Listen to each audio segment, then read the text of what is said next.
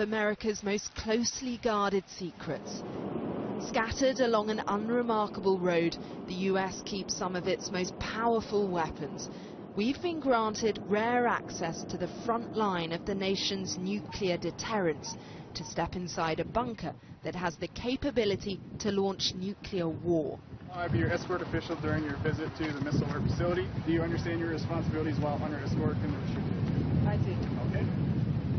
Behind these gates in Nebraska, airmen and women hold the world's fate in their fingertips.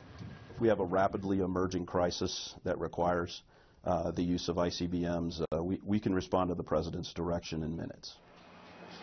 The country now has 400 ICBMs, or intercontinental ballistic missiles. Each is much more powerful than the bomb dropped on Hiroshima. Welcome to Foxtrot. Thank you very much. Security is tight at what feels like the entrance to another universe. We're about to go more than 70 feet underground to the Launch Control Center, where men and women known as missileers are on alert 24 hours a day.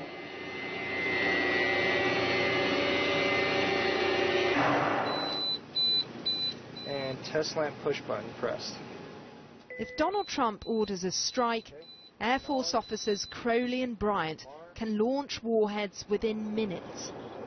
Typically, day to day, we are responsible for 10 nuclear warheads. That's enormous and pretty terrifying prospect. Definitely an enormous amount of power, but we take the responsibility seriously to the point where we're always training and we're always innovating. They are rigorously and regularly assessed, taking part in daily drills for an event that will likely never come. I mean, how can you be passionate about sitting underground for 24 hours at a time? It's kind of like camping on an airplane, but you become so invested in the mission and the people that you love what you do. I think that's what surprised me the most. And when the time comes to launch, this command center was built in the 1960s, but the threat is evolving. A missile from F.E. Warren was recently test-launched from Vandenberg Air Force Base in California. Back at base, Colonel Matthew Dillow insists it's not a knee-jerk response to provocations from North Korea. This isn't saber-rattling by the United States. This is a very deliberate number of operational tests that we do that are pre-planned and scheduled over the course of the year. But will the new Commander-in-Chief take a new tack?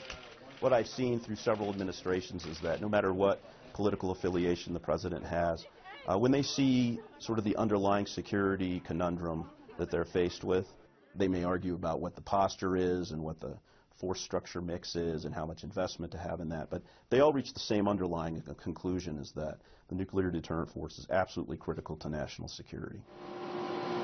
The Colonel described this as a Rolls-Royce that's had a lot of mileage. America's foes know where it's parked, but it's still seen as something they can't afford to close the door on. Cordelia Lynch, Sky News, Nebraska.